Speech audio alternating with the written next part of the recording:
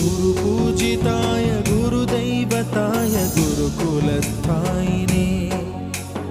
गुरुविक्रमाय गुह्यप्रवराय गुरवे गुणगुरवे गुरुदैत्यकलक्षेत्रे गुरुधर्मसदाराध्याय